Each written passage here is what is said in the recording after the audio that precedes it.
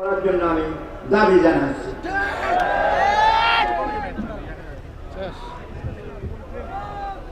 সম্মেলনের পর্যায়ে আপনাদের সামনে গুরুত্বপূর্ণ বক্তব্য রাখবেন হেফাজতে ইসলাম বাংলাদেশের সম্মানিত নায়েব আমির বিশিষ্ট আলেম হযরত মাওলানা নাজমুল হাসান কাসেমী।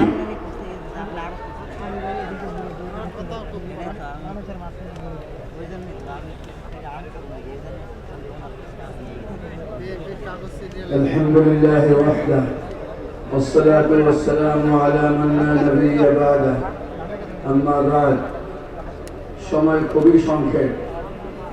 স্টেজ বিশ্ববরেণ্য দেশীয় এবং আন্তর্জাতিক উলামা একরামে স্টেজ টানায় পূর্ণ।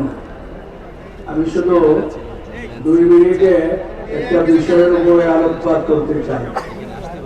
আসলে কাদিয়ানীদেরকে অমুসলিম সংখ্যালঘু জাতি হিসাবে ঘোষণা আমরা কেন চাই? অনেকে বলেন ইসলামে তো আরো অনেক ফেরকা আছে, অনেক দল আছে, অনেক মতপথ আছে, হানাফি, মালিকি, শাফি, হাম্বলি আছে। কাদিয়ানীদের পিছনে পড়লেন কেন? 3টা মৌলিক আকীদায় মিল্লাত হয়। একটা এক আল্লাহ ছাড়া মাবুদ নাই। বলেন এক আল্লাহ ছাড়া। নবীর পরে যেমনি ভাবে তাওহীদের বিশ্বাস এবং মহানবী মুহাম্মদুর রাসূলুল্লাহ সাল্লাল্লাহু আলাইহি ওয়াসাল্লামের খতমে নবুয়তের বিশ্বাস, আখিরাতের বিশ্বাস, এই 3 বিশ্বাস যার কাছে আছে সে মুসলমান, সে মিল্লাত।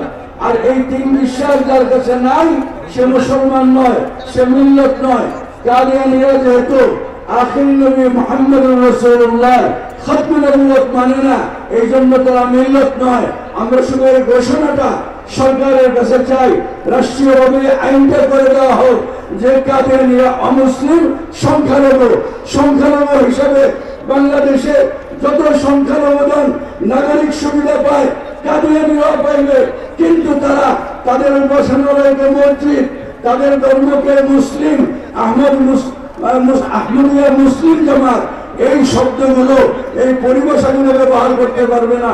এই সংগ্রামে আমাদের আপন জনসাধারণ যতদিন পর্যন্ত দাবি আদায় না হবে ততদিন পর্যন্ত আমাদের আন্দোলন চালিয়ে যাবো ইনশাআল্লাহ। আসসালামু আলাইকুম ওয়া রাহমাতুল্লাহ।